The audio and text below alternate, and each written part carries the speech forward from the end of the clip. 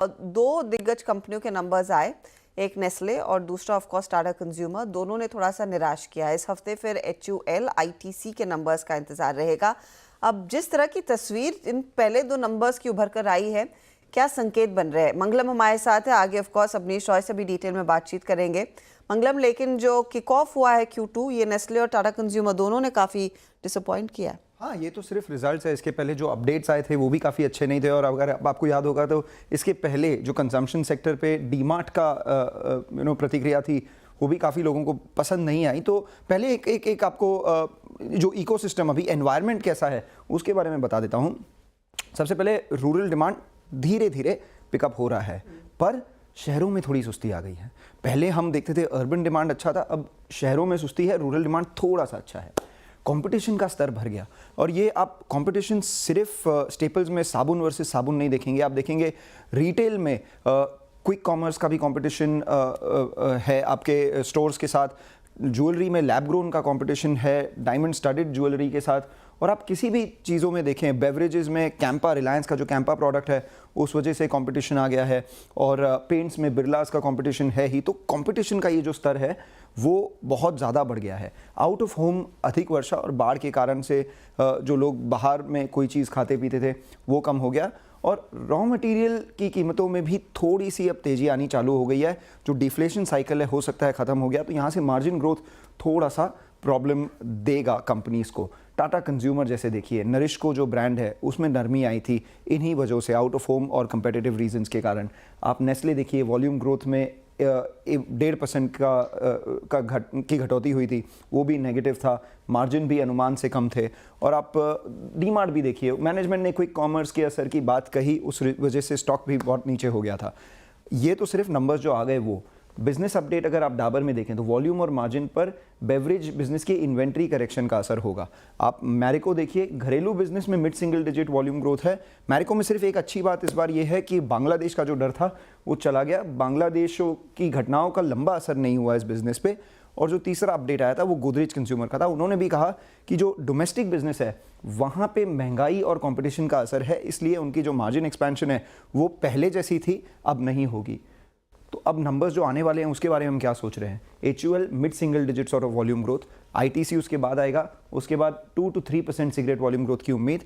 और हम और भी कंपनीज को जैसे देखें तो जो नंबर्स आएंगे उस वजह से हम FMCG सेक्टर पर ध्यान रखेंगे। सबसे इंपॉर्टेंट बात यही है कि मैनेजमेंट क्या कहेगा, बिकॉज अभी तो वीकनेस है, बट अगर उन्होंने ये कहा कि दिवाली के कारण पिकअप अच्छी है तो ग्रोथ और भी अच्छी हो सकती है, या नहीं तो अब हम एक बहुत प्रेसिपिटस जगह पर खड़े हैं, जैसे इंग्लिश में कहते हैं। बहुत ही पेचीदा स्थिति है। अब देखते हैं क्या निकल कर आएगा, क्योंकि अब तक डिमांड जहां पर रूरल में थी, रूरल में लौट रही है, अर्बन में कम हो रही है। पहले अर्बन में थी, रूरल में नहीं थी, तो ये catch-22 सा मामला बना हुआ है। शुक्रिया मंगलम इस अपडेट के लिए। अवनीश रॉय को जोड़ लेते हैं। अवनीश, अब स्थिति में बताइए क्या लग रहा है? हम बीच मझधार में है, ना इस तरफ ना उस तरफ। लगता इतना चिंता करने की जरूरत है। हमने इनफैक्ट 3 हफ्ते पहले जो प्रीव्यू नोट निकाला था उसमें हमने बोला था कि ये क्वार्टर में जैसी स्थिति है कंज्यूमर कंपनीज की, उतना स्टॉक्स जो रीरेटिंग हुआ है उतना रिकवरी नहीं है। तो हमने बोला था कि स्टॉक्स में बहुत ज्यादा तेजी हो गई है। तो हमने देखा है प्रॉफिट बुकिंग हो रहा है, लेकिन इतना डरने की कोई आवश्यकता नहीं है। मुझे लगता है सितंबर क्वार्टर में वर्षा ज्यादा हुई, वर्षा ज्यादा होती है तो लोग कोल्ड बेवरेजेस, जूसेस कम पीते हैं। ऑफ कोर्स कैंपा कोला का भी थोड़ा इम्पैक्ट है, पेंट्स में भी उसका इम्पैक्ट रहेगा। लेकिन जब बाकी रिजल्ट्स आएंगे, जैसे बीकाजी में हम लोग का एक्सपेक्टेशन है double digit volume growth, Godrej consumer का भी ऑलरेडी अपडेट आया है, इंडिया में उनका 8% वॉल्यूम ग्रोथ था, मैरिको का 5% है, कोलगेट में हम लोग का एक्सपेक्टेशन है 8%, ब्रिटानिया में 9% काइंड ऑफ वॉल्यूम ग्रोथ है। तो ऐसा नहीं है कि हर जगह प्रॉब्लम है। सीजन का थोड़ा इम्पैक्ट था, थोड़ा कंपटीशन का इम्पैक्ट है। हमने first page of the report में बोला था, अपना जो प्रीव्यू नोट निकला था, कि अर्बन में because of food inflation there is a impact, क्योंकि इतना ज्यादा महंगाई हो गई है सब्जी के भाव में, एंड इंडियन कंज्यूमर जो लोअर एंड है उसमें सब्जी का भाव अगर बढ़ता है तो डे टू डे बहुत बड़ा इम्पैक्ट पड़ता है। तो उसके कारण, और टेलीकॉम चार्जेस भी ऊपर हुए हैं। लास्ट 2 साल में टेलीकॉम चार्जेस में बहुत ज्यादा इन्फ्लेशन हुआ है। तो जो लोअर एंड, जो नीचे का तबका है, वहां पे कट डाउन है। बट मुझे लगता है कि नेक्स्ट क्वार्टर में सीजनल इम्पैक्ट, मुझे नहीं लगता है ऐसा कोई मेजर इम्पैक्ट होगा। प्लस रूरल में आप देखिए हर स्टेट में, और मोदी साहब भी बहुत ज्यादा फ्रीबीज दे रहे हैं। आप देखिए हरियाणा में बीजेपी गवर्नमेंट जीती, फ्रीबीज बहुत ज्यादा थी। अभी महाराष्ट्र में जहाँ पे हम लोग बैठे हैं, वहां भी देखिए हर पार्टी बोल रही है हम ये फ्री देंगे, वो फ्री देंगे। मुझे लगता है अगले 4 साल ये चलेगा, और ये कंज्यूमर सेक्टर, स्टेपल सेक्टर के लिए काफी अच्छा है। तो कोई ग्लूम एंड डूम नहीं है। It is just what was expected in terms of very high range. Plus competition FMCG में हमेशा रहता है। इंडिया जस्ट वर्ल्ड का सबसे अट्रैक्टिव मार्केट है in terms of per capita consumption, in terms of growth, GDP growth rate. तो competition तो रहेगा, कंपटीशन से डरने की कोई बात नहीं है। एंड द नेस्ले, ये सब कंपनी वापस आ जाएंगी। तो मुझे लगता है नेस्ले, ये सब कंपनी अच्छे भाव पे आ गई हैं। इवन टाटा कंज्यूमर में आज आपने 7-8% करेक्शन देखा है। ये 6 से 12 महीने के व्यू से अच्छे स्टॉक्स हैं खरीदने के लिए।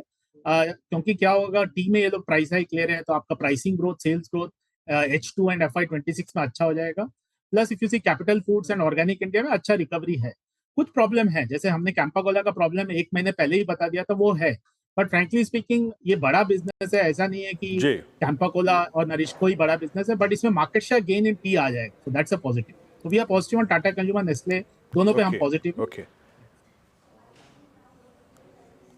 ओके टाटा कंज्यूमर नेस्ले पे पॉजिटिव है।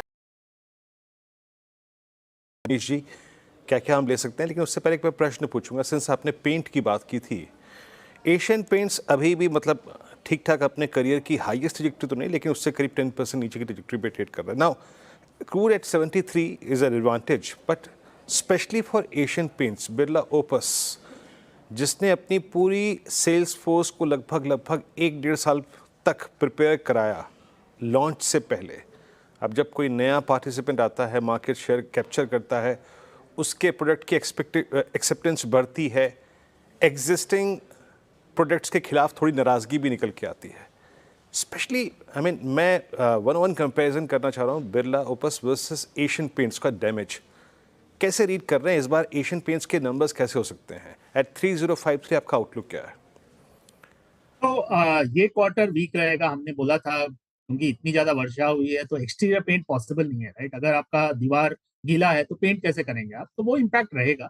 दैट्स वाई हमारा एक्सपेक्टेशन है कि एबिटा में डिक्लाइन आएगा, अराउंड 10% वाई एबिटा डिक्लाइन आएगा।